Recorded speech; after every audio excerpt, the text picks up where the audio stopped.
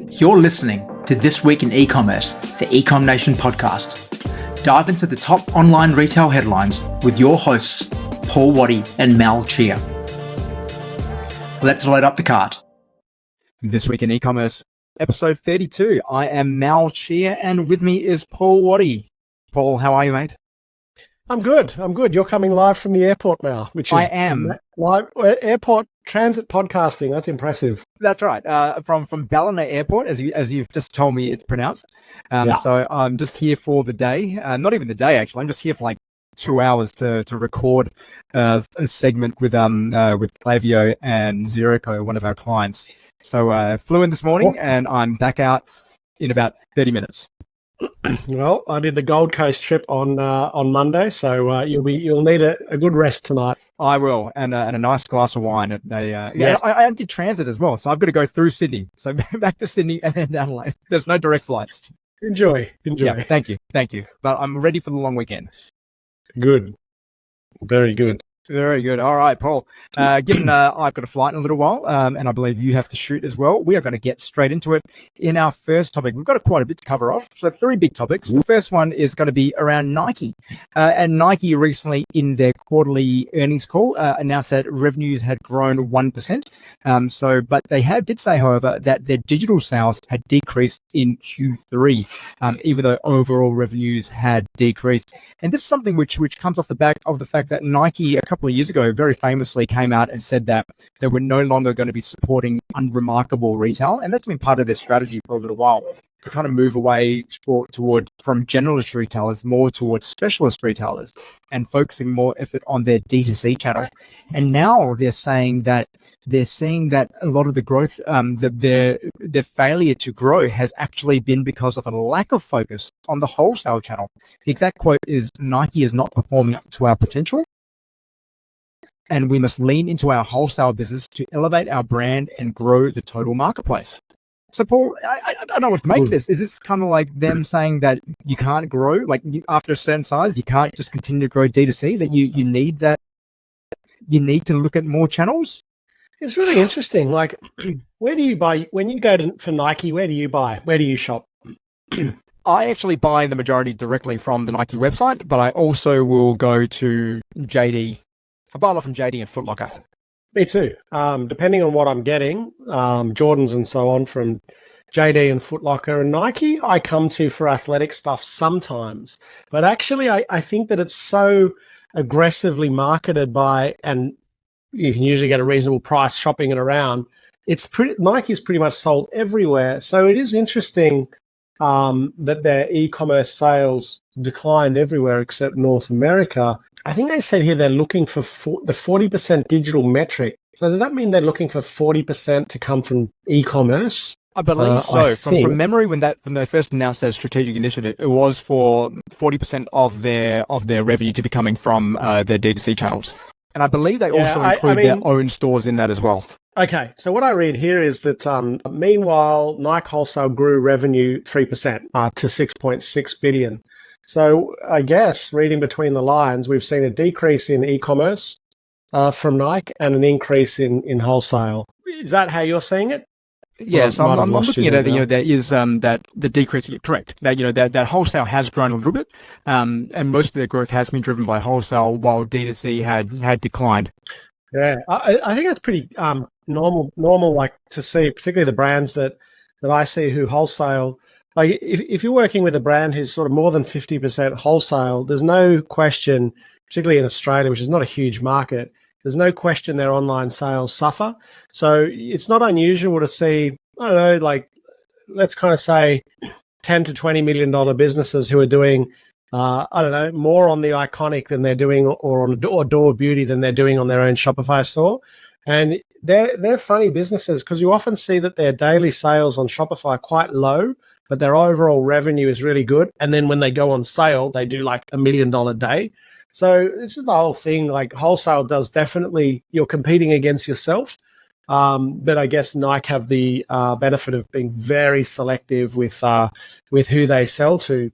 So I just think it's Nike is is sold everywhere. Don't think it's super surprising that they haven't been able to kind of massively grow online, although I take note that they seem to have invested a lot in digital, only to see it drop. So I don't know. I would sum it up by saying that Nike is selling to their biggest competitors, JD, Foot Locker, and so on and so on. So as long as the overall sales are up, I think that's a win. And it does say here that Nike marks 6 consecutive annual sales increase. So from what I can see, things are generally on the up. It's just e-commerce is on the slight down. Do you think part of that could be because there's been so much discounting in everywhere, really, that a lot of their retailers, a lot of their wholesalers have also been on sale? Like typically you wouldn't see too many Nike sales, historically anyway, but I've definitely noticed that in the last year or so, I'm seeing a lot more Nike sales on JD, Foot Locker. All those brands seem to be doing. They never used to sell Nike, well, put Nike on sale, but now I'm seeing pretty deep discounts. Like Jordans, we guaranteed a new Jordan comes out, sells out pretty much straight away. But lately, they're hanging around on the website much longer. They're having to mark them down by 10, 20%. So not like stupid discounts, but still indicative of the fact that, well, if they're having a discount, then that's going to be hurting Nike as well. Because if I can buy similar-ish Jordans for 20% off from JD, why would I go to Nike's DTC where they're actively not trying to put things on sale? 100%. I've seen the same with brands that like Nike and picking up Jordans and stuff, and it's like, oh, they're not on the reseller market straight away. I think, again, I think they're just selling to their biggest competitors, and a lot of their biggest competitors are struggling at the moment. We know a lot of big businesses are struggling. They're having to discount stock because they're overstocked. And of course, like if you see a pair of Nike, the ones that I've been looking at are the 260, I think Air Max 260 volts with the little electric green. Man, you never see them on sale. I've started seeing them on sale, and it wasn't on Nike, and Nike never puts them on sale. So of course, they're a shoe that I would usually go to Nike for. Now I'll go somewhere else for. You do see it a lot with D2C businesses that start to wholesale. When you can control your own business and whether you're profitable or not, but you can't control your competitors. And when they start to struggle, they're putting your stuff on sale. And where they're putting your stuff on sale, people are just going into Google shopping, particularly for a brand like Nike, and just going, yep, there it is, the cheapest, buy it. Like that's how I shop Nike. It's just like Google shopping, cheapest, go for it. So I think it's you're 100% right there. All right, now we're going to move on to our second story, which is a story which I believe is a little bit near and dear to your heart, given your background as a union official. Is that Coles have recently announced that they plan to enhance their customer experience through more AI. So they haven't really gone into specifics too much, but it does say that they're partnering with Microsoft, who obviously a giant in the AI space, to start adopting more AI technology in supermarkets. And thinking about this, it reminds me a little bit of self-service checkouts, and when they came into the market, and then they were suddenly everywhere, and the customer experience also then suffered, and now a huge backlash against it as well. I wonder, like, we talk about AI always being beneficial, it's going to be great, and it's going to lead to better customer experiences, but is there such thing as too much AI, and particularly in a supermarket? Yeah, I have a feeling they won't overcomplicate it though. I was a trade union official at the SDA, which is the retail union, when Coles and Woolies and so on started talking about these self-service checkouts, and they were just like crazy talk for us. It's not like that long ago, I mean 20 years or 15 years ago. And who am I kidding? That's 20 years ago, 18 years ago. And everyone was like, that's the devil, they're replacing people and there's not going to work. And it was real like fear mongering. And like it didn't really work quite often. I think it's fine now. And they've got a nice mix of self-service and still, customer service, right? I think what I read here is that they're going to use AI to improve point of service sale. Like I'm definitely feeling like, when you don't know whether the strawberries are like this strawberry or that strawberry, and it's like, well, I don't know. So I'm just going to cheat. I reckon they're the cheapest strawberry. So it says they're going to use it for fresh produce recognition at the scales. And I think that's kind of cool. Saves me a bit of this and a bit of fiddling around. And I assume that's what it's to do, is to save you scrolling through the like, oh, where are those strawberries? In addition, they seem to be wanting to use it for planning and rostering. Now, I used to do a lot of like this, go into this rostering and stuff in Coles and Woolies, and it's really hard. Like these are businesses that are 24/7. Your rostering incorrectly can cost you a lot in penalties and so on. and is really hard. And it was a big job that the store managers and the department managers had to focus on. So it makes total sense that they can tell when the various departments are transacting the most and then match those with resourcing, a bit of AI probably to make sure that the juniors are there getting the lower rates of pay and so on. I think it's smart.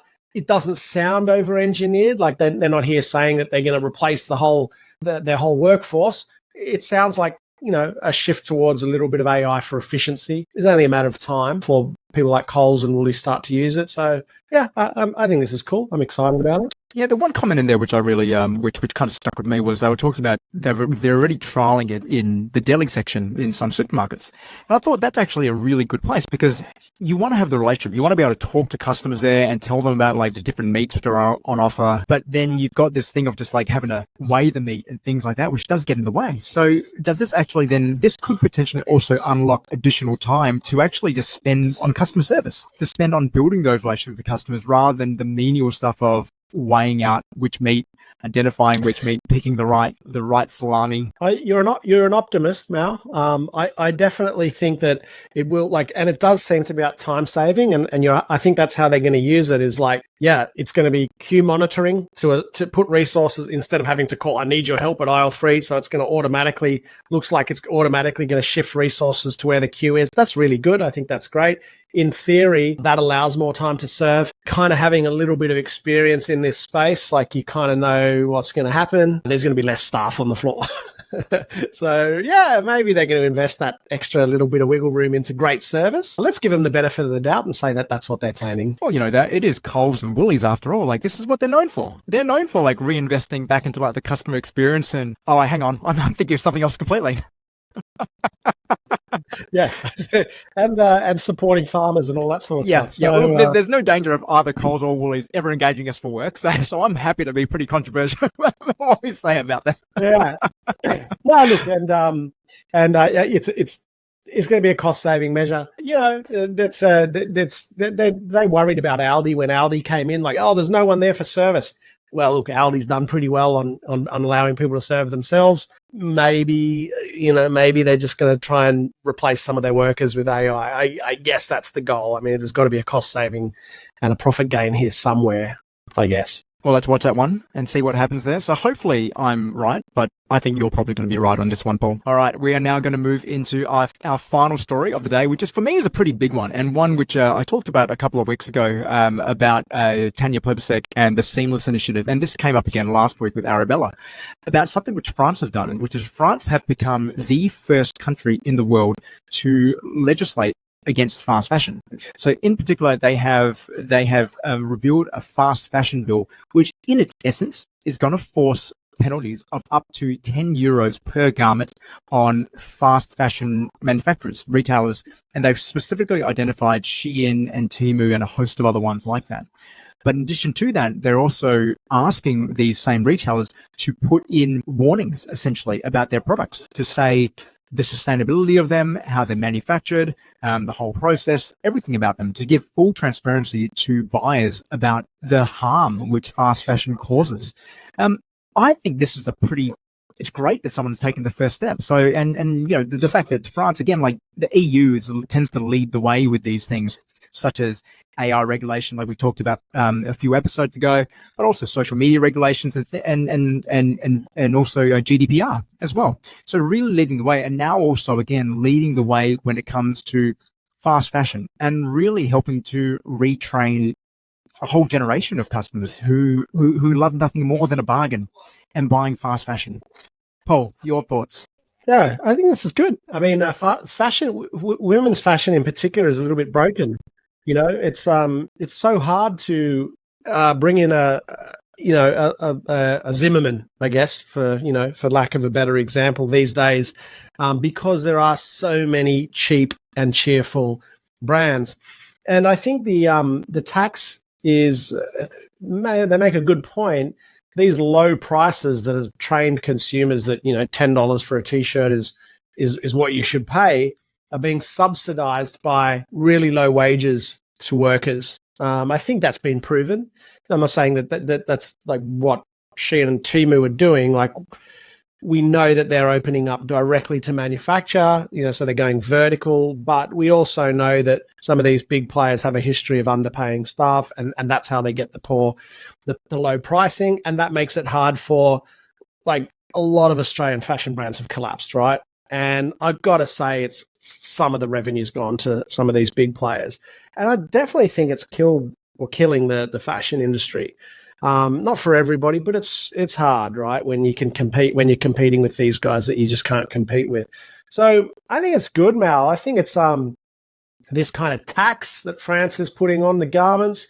This is kind of what we were talking about a little bit with sustainability as well. Like, if you're an early mover in sustainability and so on, it's like probably not going to pay you dividends. But now, if countries start applying taxes to some of these, like, fast fashion brands, leveling the playing field a bit, well, I think it might start to pay off to be one of these people that made moves in sustainable fashion 1 or 2 or 3 years ago. I think it's a leveling of the playing field. I think it's fair. I think it's necessary, and I think it's great. I totally agree. It is something which has been necessary for a while. I look at the behavior. We're incentivizing the wrong behavior as well, where we're incentivizing this behavior of disposability, where we buy things, we buy garments, we don't like them, we just throw them away. We don't even bother returning them or reselling them. And that just has so many negative externalities in terms of the landfill, all the garments which go to landfill, like you said before, the low paid workers, but also putting other manufacturers out of business by training people that a t-shirt is only worth $10 and you should only pay $10 as well. So yeah, I love the fact that they've gone ahead and done this. I hope this does set the standard for other countries to follow suit. I'm really excited to see what Australia does in that regard, and that it hopefully just doesn't turn out to be political hot air, and there is actually some momentum behind this, and we do make a change and adopt something similar to the Seamless Initiative and to this bill. Yeah, I think it kind of just takes one country to get in and give it a go and look at the results, and then hopefully it does become the norm, because there has been multiple investigations here. US government investigation warned of a high risk of Temu's supply chain being contaminated with forced labor. Swiss report 2021 found that Shein employees were working 75 hours a week in Guangzhou. We know it happens. I've been to those sort of factories, not those companies, but it's tough there. These working poor people. Yeah, look, this is, you would think that it's going to become the norm for some of this to be leveled out a little bit. Yeah, I think it's great. Let's watch this space, see how that affects us here. Yeah, look, and this is something which we've been talking about for a while. So, Temu and Shein, they're part of our predictions, which we went through earlier in the year, last year, and you're going to get a chance to listen to them again if you're coming to the Retail Fest. We're going to be covering off our 2024 predictions and many other things in a couple of weeks. Yeah, good call. If anyone wants to come and say hi, Retail Fest on the Gold Coast, Ecom Nation has a booth. So yeah, please do come and catch one of our sessions, or come and say good day at the booth. Fantastic. And on that note, Paul, my boarding sign has just gone up, so I'm going to race to the gate and get on my flight from Ballina back home for the Easter weekend.